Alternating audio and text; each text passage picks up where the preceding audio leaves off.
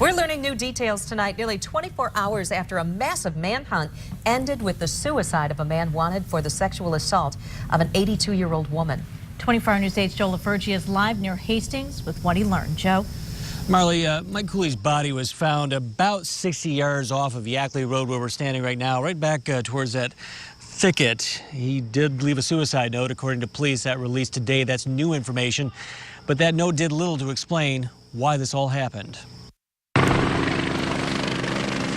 It was a restless night, followed by a long day for some Yackley Road residents who watched the manhunt unfold and heard the single gunshot that ended it. How do you get back to sleep at night after something like this? I didn't really. I was up just about all night. This after the hours-long standoff that ended with this man, 34-year-old Mike Cooley, taking his own life. Cooley had fled to this part of Yackley Road, where he often spent nights in a tent on a friend's property, after he allegedly sexually assaulted an 82-year-old woman in this home on Benson Street in the city of Hastings. The victim's ordeal lasted nearly 20 hours beginning Tuesday night. Once he fled, police say Cooley broke into another home on the Yackley Road property, knowing the homeowner had guns, and took one from a case. Hours later, he used the gun to kill himself. Today, we learned Cooley dropped off a bag of items to a friend before the Benson Street assault. The friend didn't think much of it until the standoff.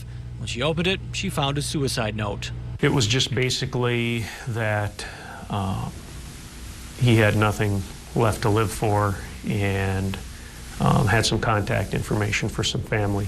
I don't know. People sometimes snap, and the things that they do when that occurs, their behavior is unpredictable, and you just don't know what's going to happen.